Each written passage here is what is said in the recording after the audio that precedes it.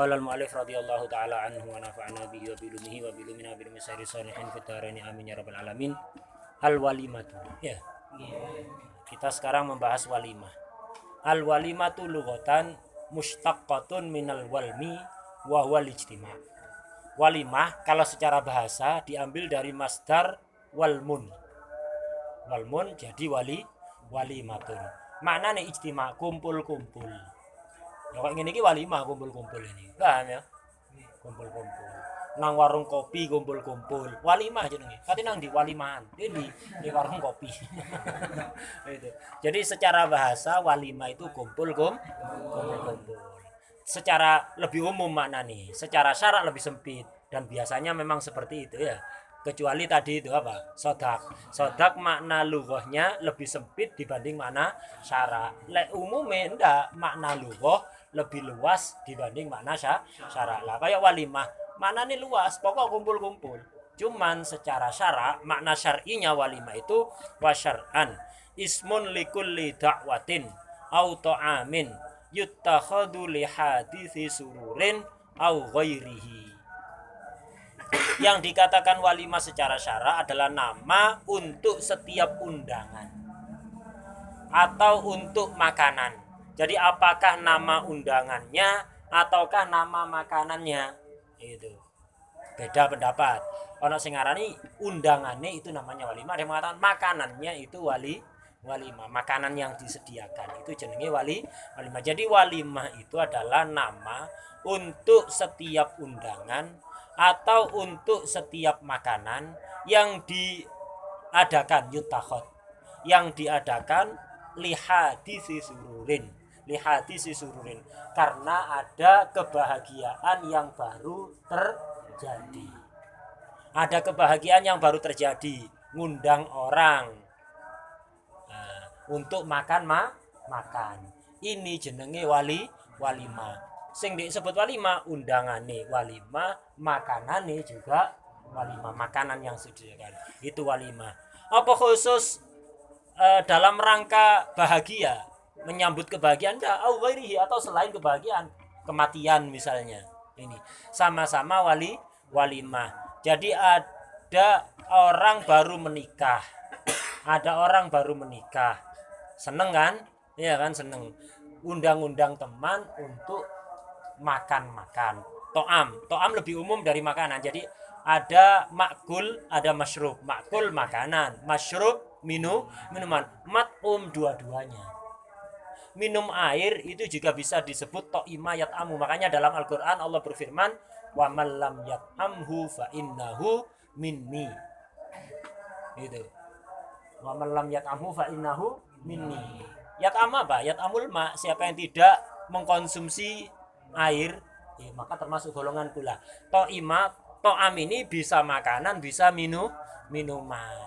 Jadi ono orang habis menikah, undang-undang koncone, bikin walimah, disediakan makanan, ya walimah. Ngopi tok, ya walimah. Jadi habis akad nikah, koncone diundang nang warung kopi. Gitu. Disuguhi apa? Kopi tok. Godhog gedang enggak?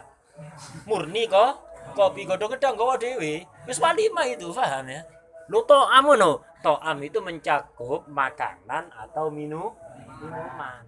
Paham ya?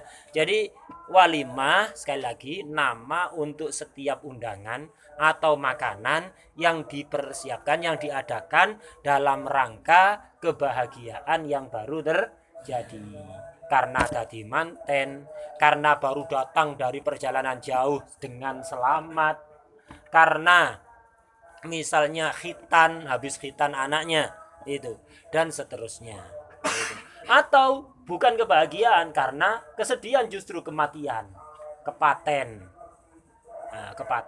Disiapkan makanan di situ untuk keluarga yang sedang bersedih dan tamu undangan, disediakan makanan. Ya walimah pisan, tapi ya jangan keluarganya yang suruh bikin makanan. Wis sumpek kepaten.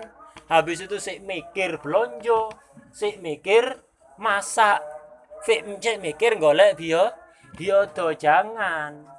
Lah terus ya apa? Sing menyediakan kerabatnya atau apa tetangga-tetangganya yang menyediakan makanan. Itu. Jadi tonggo-tonggo niku makan, masak. Misalnya tonggo-tonggo itu sekitarnya masak, setiap orang masak jatah untuk 10 orang misalnya. Kalau wong tonggo 10 lah wis 100, cukup untuk 100 orang udah makanannya diberikan kepada keluarga yang meninggal yang sedang bersedih itu dipaksa untuk makan dan tamu-tamu yang hadir disuguhi. Nah, cuman di Jawa ini asalnya ini diterapkan.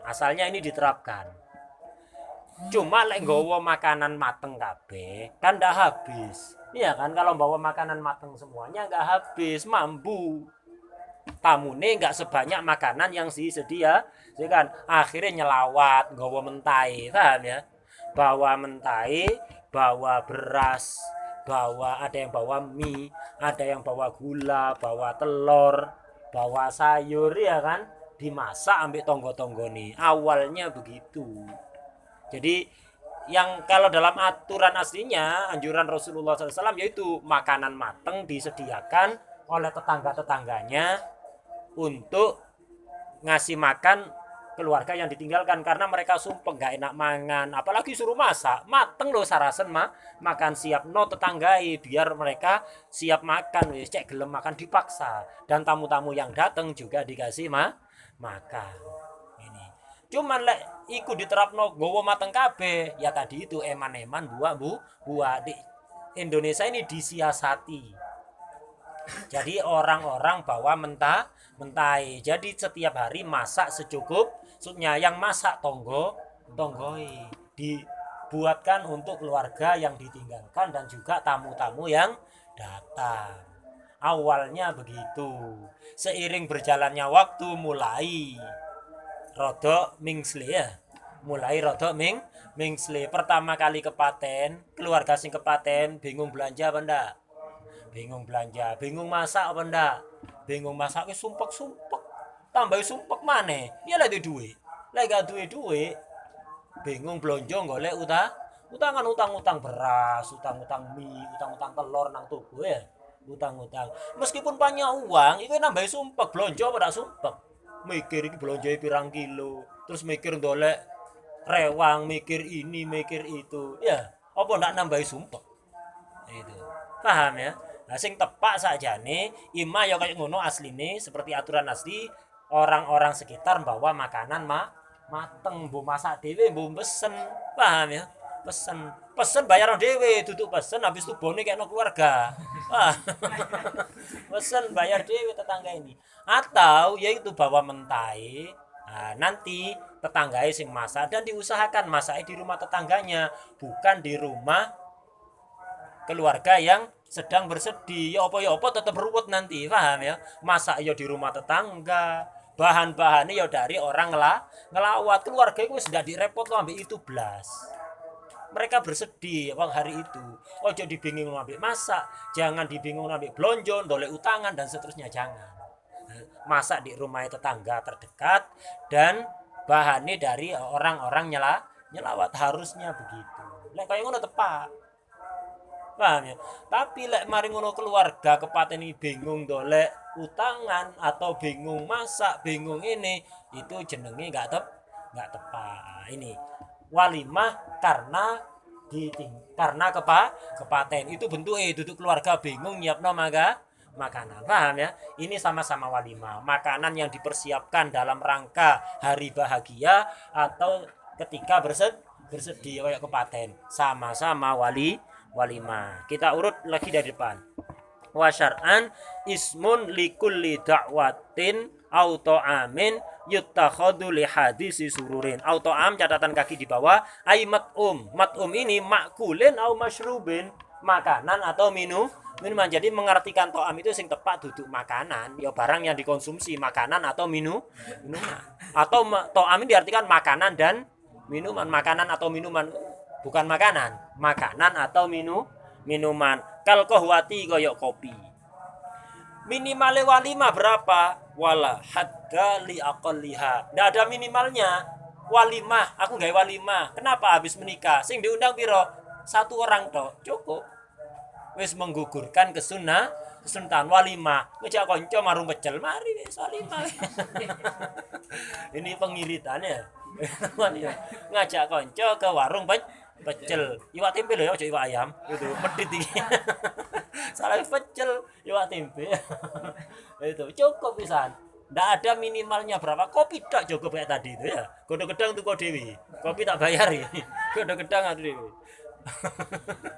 Itu kal qahwa walahat dari aqalliha. Cuman minimalnya kalau pingin sempurna minimalnya wa aqallul kamali syatun. Minimal sempurna kambing. Belai kambing 1 ekor.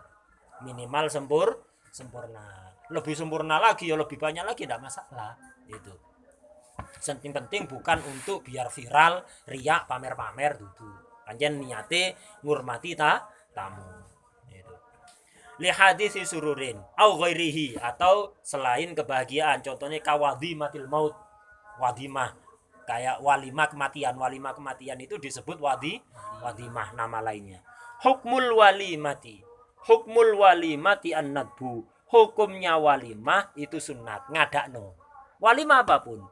Walimah manten, walimah khitan, walimah datang dari bepergian, datang dari haji, atau datang dari mondok di Hadramut misalnya, atau datang dari mana perjalanan jauh selamat itu, atau kebahagiaan baru beli mobil misalnya ya. Ini walimah, ngadakan walimah hukumnya sunnah. Biasanya lek wong Jawa nyebuti syukuran ya, tasyakur. Habis beli mobil tasyakuran, habis punya rumah tasyakuran, ya iku walimah iku, paham ya. Walimah dalam rangka menyambut kebahagiaan, sunnah. Ngadakan walimah itu sunnah. Hukmul walimati an-nadbu. Walimah itu ada berapa? Catatan kaki di bawah hukmul walimah ai bi anwa'iha wa hiya ahada asyara madkuratun fil mutawalat. Ada 11. Lihat di Bajuri. Sampean usahakan mutalaah nang Bajuri. Nah, jadi di Bajuri itu lumayan luas pembahasannya, terutama masalah nikah ini, bab nikah ini sampean baca Bajuri. Jadi banyak keterangan-keterangan inti dalam bab nikah itu disebutkan ada di Bajuri. Lek iso mutolaah waktu kosong-kosong ini kan banyak ini. Jadi sampean manfaatkan untuk mutolaah nang Bajuri. Untuk mutolaah ini lagi murojaah. Jadi ngaji itu lek kepingin hasilnya maksimal, apa yang belum dibaca kok ini kita mau menerangkan walimah. Sebelumnya tadi sampean sudah baca terlebih dahulu sekilas gitu aja. Nanti setelah diterangkan mutolaah lagi ya ini ambil nyatet keterangan yang dicatat jadi mutolaah, duduk kayak sekedar nulis-nulisan tok di mutolaah. Ada waktu lagi untuk mutolaah ke kitab yang lain, saya anjurkan sampean baca Bajuri, lumayan luas keterangan di situ lah. Seperti itu lek koyo ngono sampean mau seperti itu, walaupun mek 19 dino insyaallah hasilnya bagus. Tapi lek sekedar teko tok ya kurang maksimal. Ya lebih baik daripada enggak belas kan. Tapi ojo timbang-timbang. Itu seseorang itu kalau mampu untuk maksimal kenapa enggak? Kalau mampu untuk maksimal gunakan kesempatan. Mumpung sih ada kesempatan. Lek wis ndak ono kesempatan kok tambah ruwet, tambah suwe tambah ruwet orang itu, ndak kira tambah longgar. Gitu. Sekarang sampean longgar, tambah lama tambah ruwet, punya istri ruwet. Biasa ngaji bebas, malah sering keserimpet sewek. Nah, paham ya? Itu. Apa maneh punya anak, wis rodok ruwetan maneh. Itu. Terus anak 1 2 3 4 tambah ruwet. Paham ya? Gitu. Karena itu sekarang mumpung kesempatan seluas-luasnya manfaatkan. Kalau bisa maksimal kenapa enggak? Gitu loh. Udah. An-nadbu sunnah. Fat catatan kaki di bawah, ngadakan walimah itu sunnah. Fatundabu walimatul ursi. Sunnah walimah urs itu lizauji ar-rasyidi. Suami itu kalau dia rasyid akil, baligh dan rasyid. Rasyid itu soleh urusan din dan mal, tidak mahjur alaih. Itu kalau suaminya enggak mahjur alaih, ya dia yang kena khitab sunnah mengadakan walimah kayak sampean kabeh ini, insyaallah kabeh rasyid ya. Lek rabi yang sunat ngadakan walimah sampean, dudu bapak sampean, mau cari bapak wis. Ndak pokok. Sampean yang kena khitab sunnah ngadakan walimah. Lek sampean ndak rasyid baru. Itu lek sampean ndak rasyid wa waliyi ghairihi. ghairi rasyid. Kalau enggak rasyid, walinya yang ngadakan walimah. Paham ya? Itu. Min abin au jaddin. Mimali nafsihi, kalau anaknya enggak rasyid, anaknya majnun atau anaknya safeh atau anaknya masih kecil dinikahkan. Kalau bikin walimah ya orang tuanya, walinya yang bikin walimah. Tapi pakai uang pribadi orang tua, ndak boleh pakai uangnya anak karena mahjur alaih, ndak oleh geng nglakoni perkara sing sunnah ini. La mimma lil mauliyi, ndak oleh pakai hartanya mauli, ya anak yang berada di bawah kewaliannya. Ya apa lagi hartanya mauli, fa innaha tahrumu. Fa innal walimahnya haram kalau gitu. Anaknya mahjur alaih, wali ngadakan walimah pakai uangnya anak, hukumnya haram karena tabaruk. Wali tidak boleh tabaruk dengan harta anak yang mahjur alaih. Lah, yang kena sunnah itu kan, yang kena sunnah suami atau walinya suami kalau enggak rasyid. Lah, yang umum di negara kita yang ngadakan walimah suami opo pihak perempuan. Pihak perempuan yang ngadakan walimah. Lek lanang ngadakan walimah aneh. Lanang kok walimah? Ya sing kena sunnah walimah itulah lanang. Lah, ya opo kalau keluarga perempuan yang ngadakan walimah asal mendapatkan izin dari suami menghasilkan kesunatan. Wis oleh hukum sunnah. Tapi kalau pihak perempuan mengadakan ndak usah izin-izinan nang sing lanang, maka ndak oleh sunnah. Lah ini. Walau amilaha ay amilal walima ghairu zauji wal wali. Kalau yang ngadakan walimah bukan suami, bukan wali. Contohnya ka abiz zaujah. Bapak mertua ya. Bapak zaujah auhiya atau zaujah yang ngadakan walimah sing wedok sugih. Dia yang ngadakan walimah anhu aniz zauj. Jadi bapak mertua ngadakan walimah untuk zauj. Istri zaujah ngadakan walimah untuk zauj, untuk suami. Ya apa hukumnya? Fa in adzina ta'addatis sunnatu anhu. Itu. Kalau mendapatkan izin dari suami, maka sudah menggugurkan kesunatan untuk suami. Wis menggugurkan kesunatan. Dan karena menggugurkan kesunatan, fatajibul ijabatu ilaiha ilal walimah, maka tetap wajib dihadiri. Walaupun yang ngadakan pihak perempuan, kalau izin kepada suami, maka menghasilkan kesunatan. Karena itu ya tetap wajib hadir. Paham ya? Wa illa fala. Duduk wal afla ya. Wa illa fala. Kalau tidak izin kepada manten laki, keluarga perempuan tiba-tiba ngadakan walimah, tidak menghasilkan kesunatan untuk suami dan tidak wajib hadir nggak wajib. Paham ya? Ini hukum mengadakan walimah. Sekarang kita akan bahas hukum menghadiri undangan walimah. Sampai diundang walimah, ya apa hukum hadirnya? Apakah wajib atau sunnah? Kesimpulannya sing muktamad khusus walimatul urus menghadirinya wajib dengan syarat-syarat nanti. Dengan syarat, kalau memenuhi syarat baru wajib dihadiri. Selain walimatul urus menghadirinya sunnah. Walimah khitan sunnah.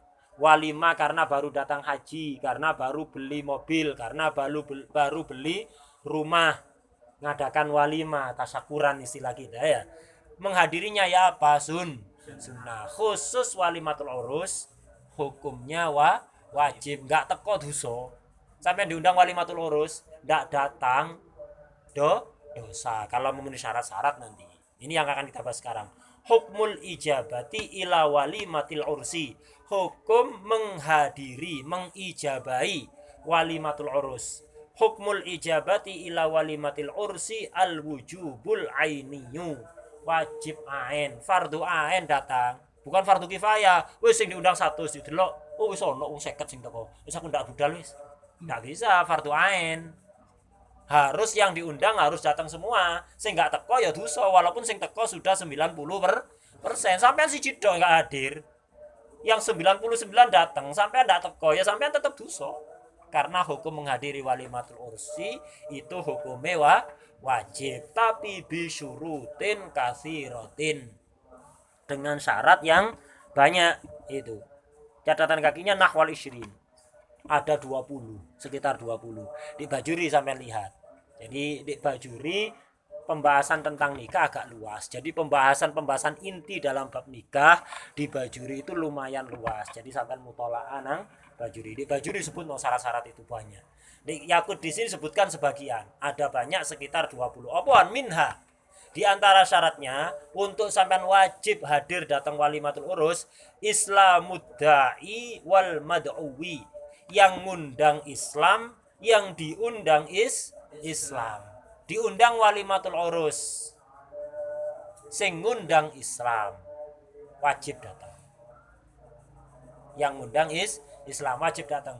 Kalau yang ngundang non muslim kafir apa dudu? Non muslim ini. Kafir apa? Kafir apa? Bingung ya? Kalau bingung gampang, sebutan kafir Nusantara ya. Kalau bingung. Iki kafir apa di Indonesia ini? Bingung. Kafir harbi koyo duduk, kafir dimi kayak duduk, kafir muahad kayak duduk, bingung ya.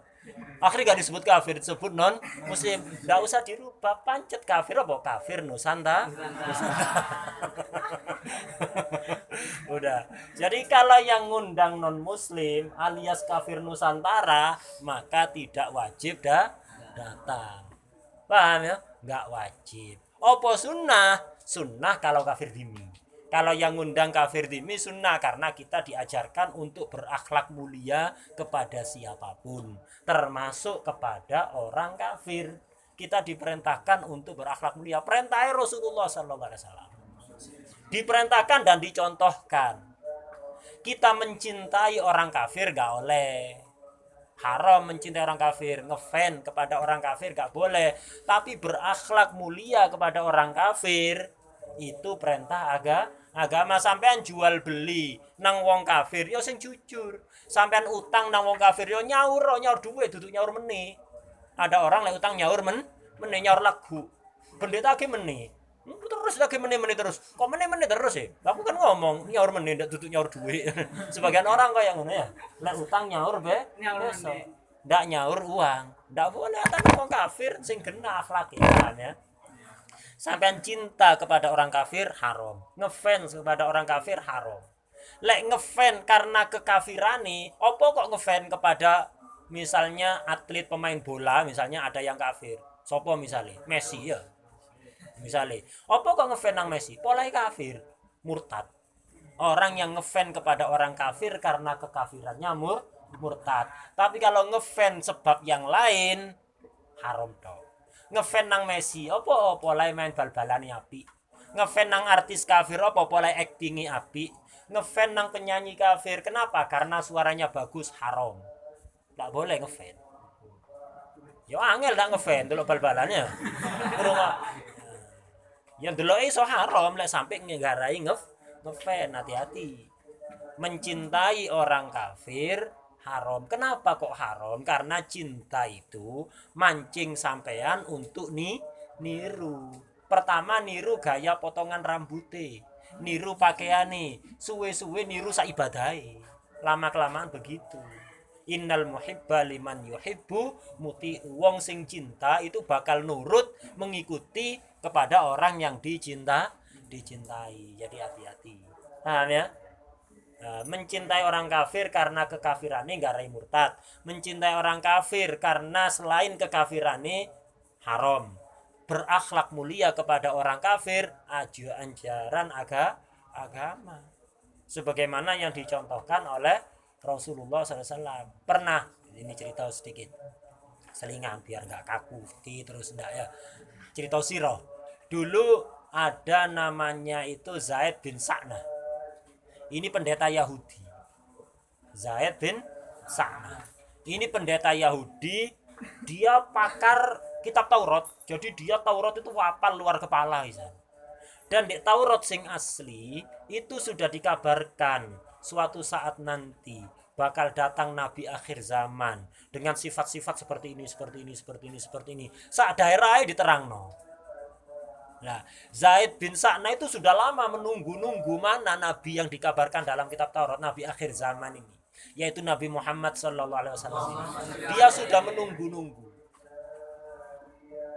detail di Taurat, di Injil yang asli itu detail sifatnya Nabi. Jadi pendeta itu jujur, bu pendeta Yahudi, bu pendeta Nasrani, asalkan dia jujur melihat Nabi bakal langsung iman.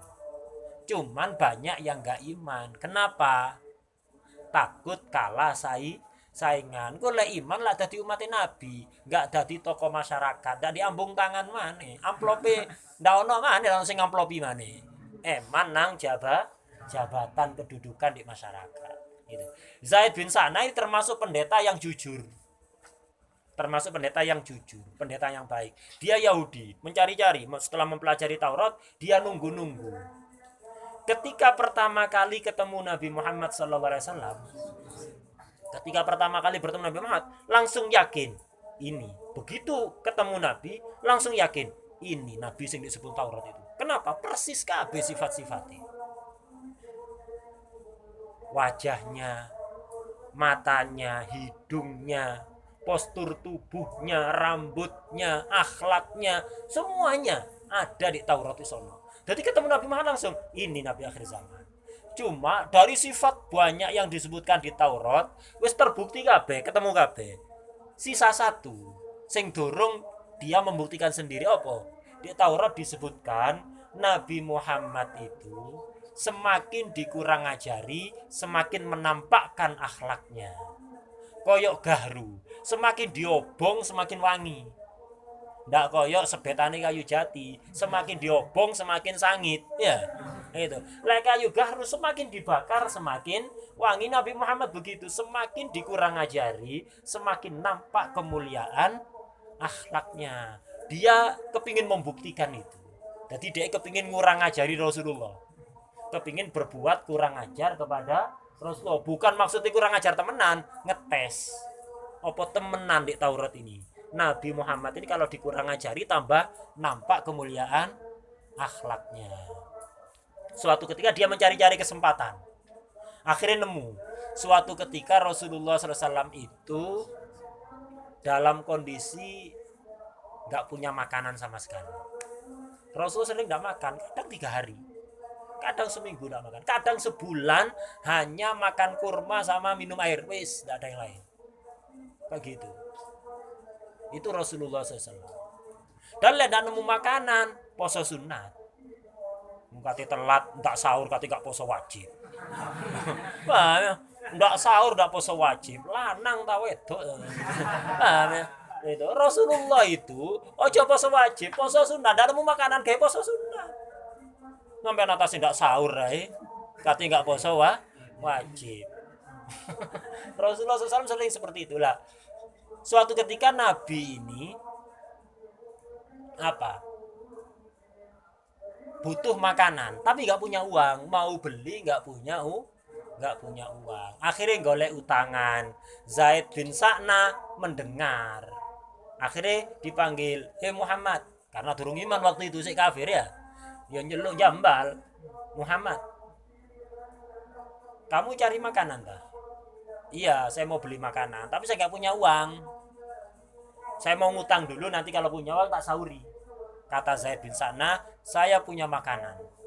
Silahkan, kamu ambil berapa saja. Ambil aja. Nanti bayarnya kalau sudah punya, nggak usah terburu-buru. Kapanpun kalau punya uang, baru kamu bayar. Nggak kesusu kok. Ambil loh, tenang. Nggak usah bingung nyauri. Nunggu punya uang, baru Anda bayar. Omongan Zaid bin Sa'nah dia ngomong kayak gitu itu. Udah, oh gitu, ya wes.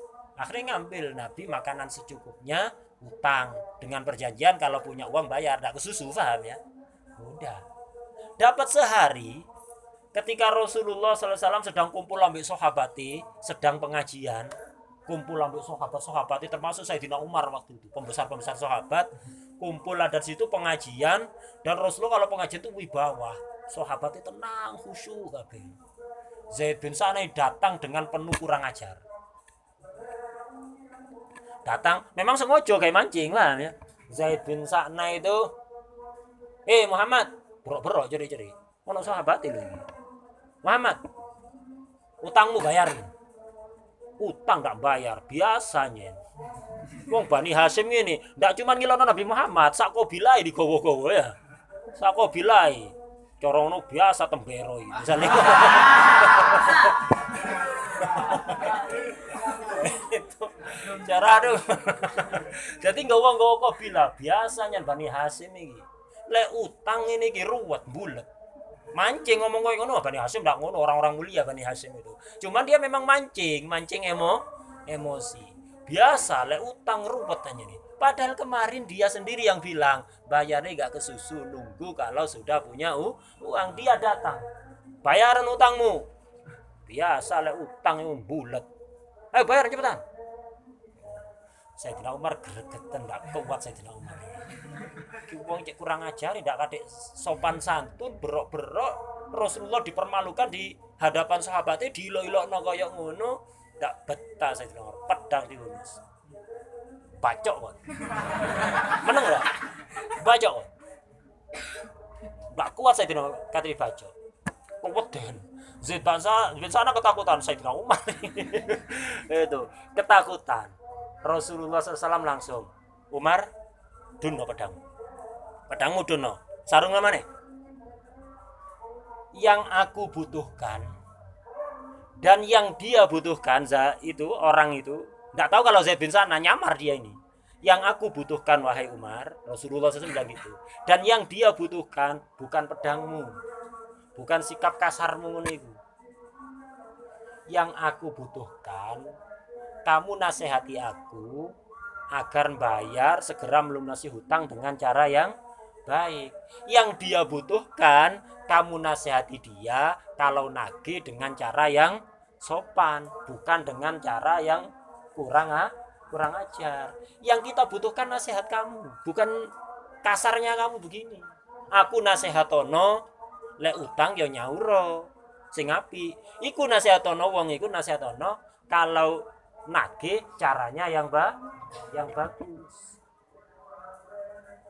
udah setelah selesai wes tenang nanti saya bayar udah setelah itu Rasulullah SAW ngutus Sayyidina Umar awakmu mang sing meden-medeni wong mang iku kon sing nyaur ya bukan Sayyidina Umar suruh bayari Sayyidina Umar suruh nganterkan yang bayar tetap Rasulullah ayo saurono berapa utang anda Rasulullah misalnya 5 dirham misalnya 5 dirham tapi bayarono 10 dirham bayarono 10 dirham loh Rasulullah lah nopo 10 dirham barang utangnya 5 dirham iya sing 5 dirham untuk melunasi hutang yang 5 dirham lagi sebagai apa hadiah untuk dia karena kamu tadi sudah membuat dia ketakutan dengan pedang kamu keweden mang gantenono ambek duit hadiah 5 dirham kemuliaan akhlaknya dikurang ajari justru akhlaknya tambah mulia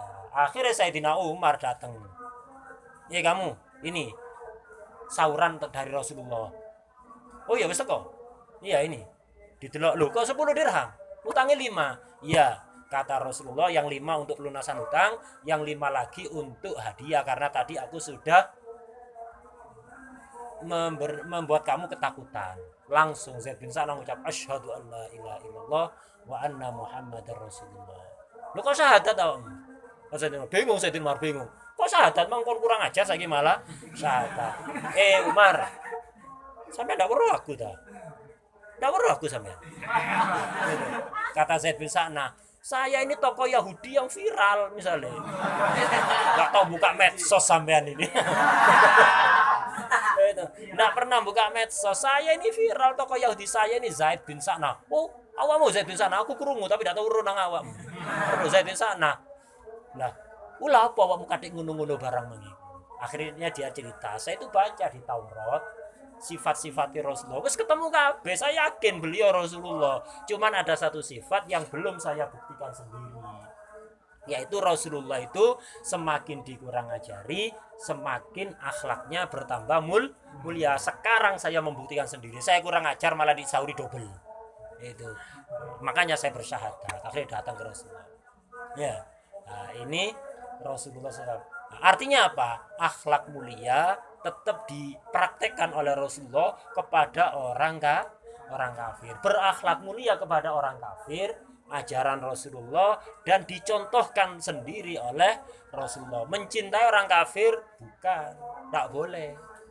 Ya, apalagi melok-melok ibadahe wong kafir, melok Natalan, bukan ajaran Rasulullah. Melok Natalan, mereka Natal silahkan Natal, kita Idul Fitri, tidak usah saling mengucapkan selamat. Mereka Natal, kita tidak mengucapkan selamat, kita Idul Fitri juga kita tidak berharap ucapan selamat Idul Fitri dari mereka. Tidak masalah, kita tidak tersinggung mereka tidak mengucapkan selamat Idul Fitri, dan kita nggak usah mengucapkan selamat Natal. Nah ini sing tepat, paham ya? Nah, itu. Udah, akhirnya keluar dari pembahasan. Kembali kepada syarat wajibnya menghadiri walimatul urus. Syarat wajibnya menghadiri walimatul urus, pertama Islamud da'i, sing ngundang harus muslim. Kalau kafir nggak wajib, cuman kalau kafir dimi sunat dihadiri gitu. Cuman ya hati-hati, sampai punya tetangga Kristen bikin acara walimah pernikahan disuguhi, kalau suguhan itu hal-hal yang perlu disembelih, hati-hati. Lek sing nyembelih dia ndak halal, suguhi ayam, suguhi kambing ya, suguhi sapi. Sing beleh sapa ini? Yang kalau yang beleh dia orang Kristen, maka hukumnya haram dimakan. Ya diundang ngono mangan ondok ngono ae. Mangan sayur, telur itu, tempe, tahu ngono iku. Paham ya? Jangan makan makanan yang perlu disembelih. Kecuali sampean tahu bahwa yang menyembelih ini orang muslim, pesan ke cateringan muslim misalnya. Itu udah, syaratnya pertama itu Islamud da'i wal mad'wi, yang diundang juga Islam, wajib hadir kalau yang diundang Islam. Kalau sampean orang Islam ngadakan walimah urus, ngundang tetangga yang Kristen misalnya, orang Kristen ini tidak wajib untuk hadir walimahnya sampean. Jadi syarat pertama, yang ngundang dan yang diundang harus sama-sama muslim. Gitu. Catatan di bawah, kalau yang ngundang kafir, falau kana yada'i kafiron lam tutlab ijabatuhu. Kalau yang ngundang kafir tidak wajib dihadiri, tapi watusanu ingkana dimian, sunnah ijabah kalau memang dia kafir dimi. Kemudian syarat berikutnya, wa umumud dakwati, undangane roto, undangannya merata, baru wajib untuk dihadiri. Rata bukan berarti seluruh dunia ya, apa walimah katanya rata ngundang wong sak donya, ya enggak mungkin, paham ya? Artinya begini, kalau dia punya kemampuan, misalnya ngundang keluarga, ya kabeh keluargae kerabatnya diundang, bukan pele-pele. Kalau memang ada kemampuan untuk bikin walimah rodok gede, yang diundang siapa? Keluarga. Jangan sampai terkesan pele-pele keluarga sing sugi-sugi misalnya. Nggak wajib kalau kayak gitu. Jadi lek sing diundang keluarga, ya keluargai roto kalau memang memungkinkan. Yang diundang siapa? Teman-teman kelas, teman sekelas. Kalau memang uangnya mencukupi, jangan sampai ada terkesan pele-pele konco. Oh sing diundang iki sing biasa joinan kopi, sing nggak joinan kopi nggak diundang. Nah, nggak wajib padahal ada kemampuan. Yang diundang tetangga misalnya, kalau memang memungkinkan, ya tetangga sekitarnya semuanya diundang, bukan pilih-pilih. Ado tonggor agak jauh diundang, polai sugi, sing cedek gak diundang, lah gak wajib kayak gitu. Jadi jangan ada kesan pilih-pilih. Lek undangane ada kesan pilih-pilih, padahal memungkinkan untuk ngundang semuanya, gak wajib dihadiri. Paham ya? Ini maksudnya.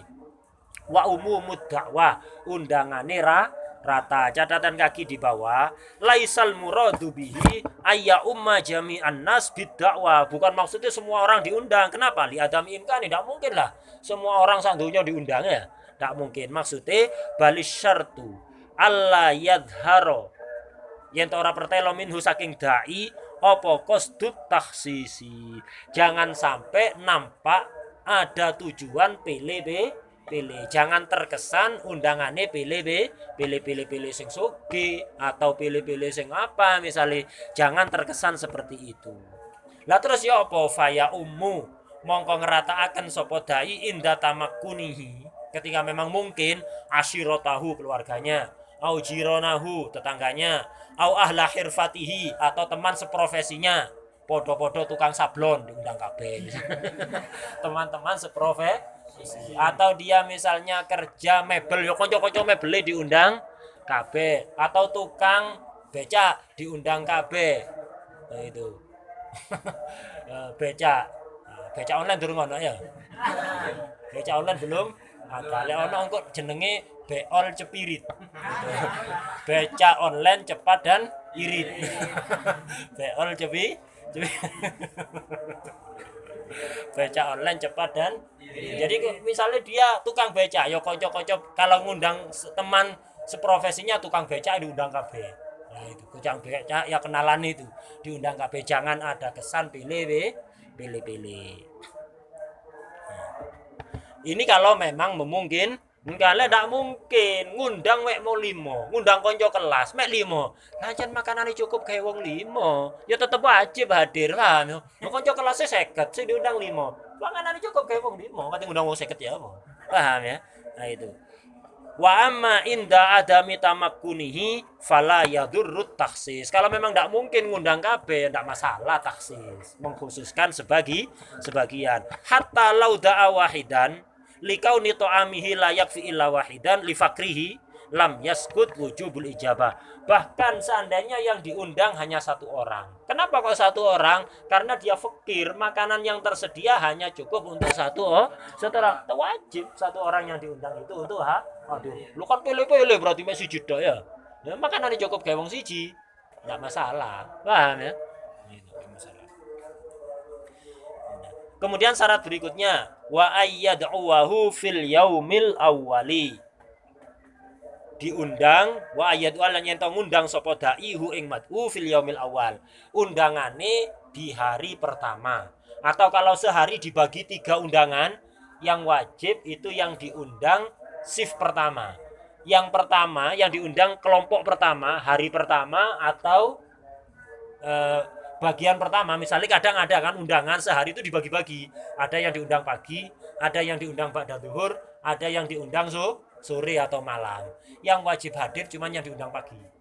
Kalau bikin walimah 3 hari misalnya atau 2 hari, yang wajib hadir hanya yang diundang di hari pertama. Kalau walimatul urus yang diundang di hari pertama wajib hadir. Diundang di hari kedua sunat hadir. Yang diundang di hari ketiga makruh hadir. Begitu juga ketika dalam satu hari dibagi-bagi, ono undangan pagi, undangan siang, undangan malam.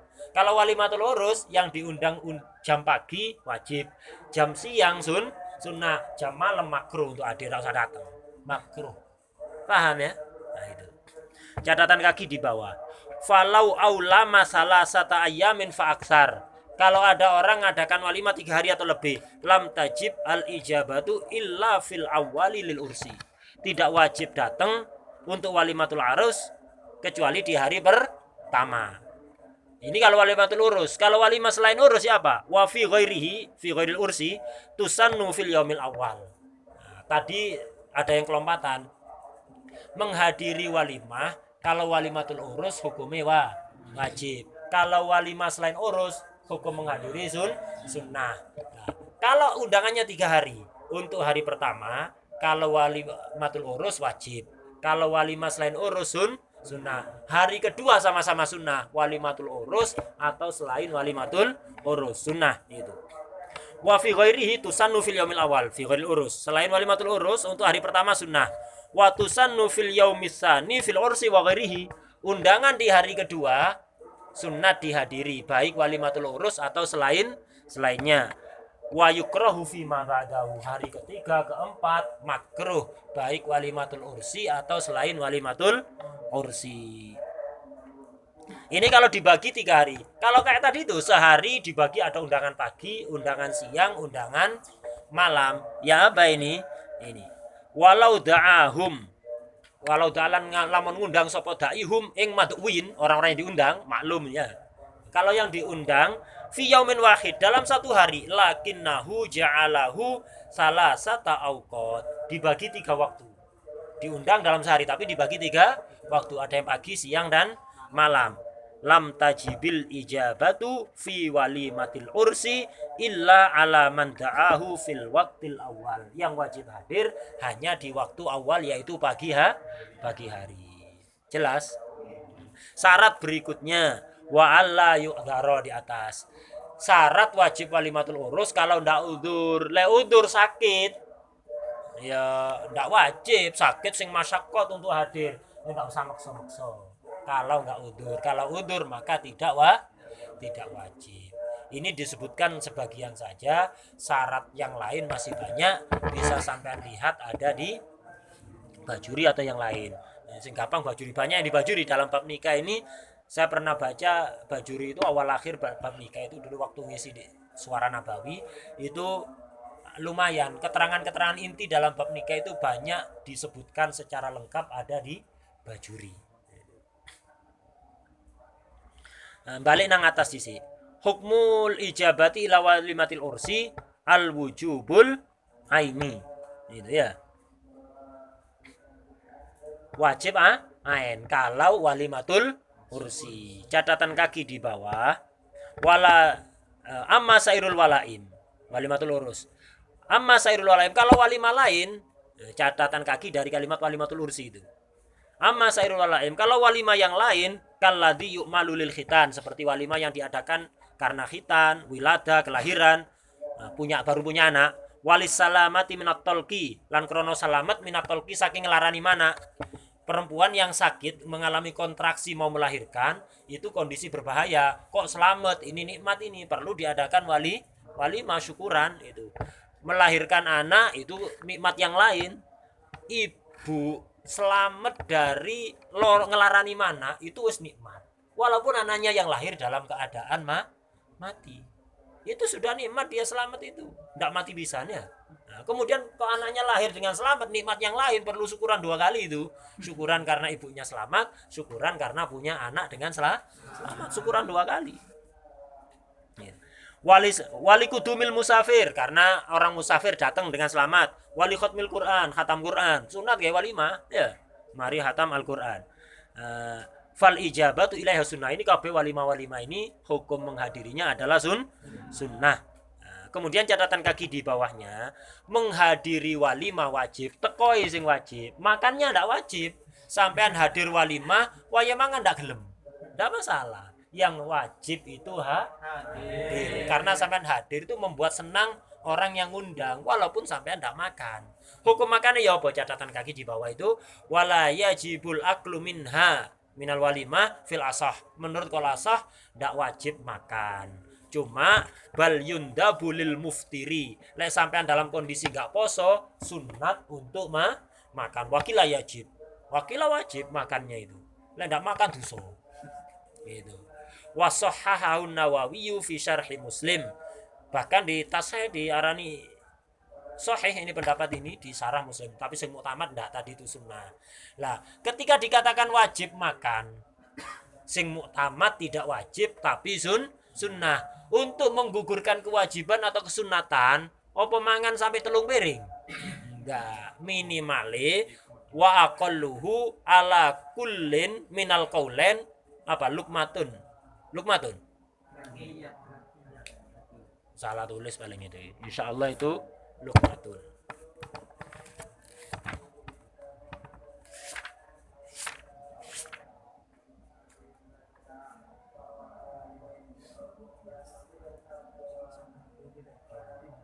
Lukmatun, bukan lukyatun.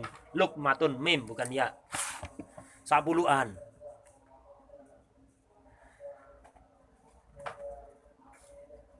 Jadi ketika mengikuti pendapat yang wajib makan, ya cukup 1 suap, pentol siji mploken mari. Jadi atau 1 sendok nasi cukup bisa, tidak harus sampai habis. Mengikuti pendapat yang sunnah ya juga begitu, untuk menggugurkan sunnah cukup 1 suap makanan, tidak harus sampai kenyang. Nah, sampai 3 piring ya boleh, wong rido ya masalah. Nah, lek gak rido ya dadi dosa wale. Entek-entek iki bukunya 20.000. Embo telung piring. Nang Padang 50.000 nang warung Padang ya. Pundhut 20.000. Embo telung piring tentek iya.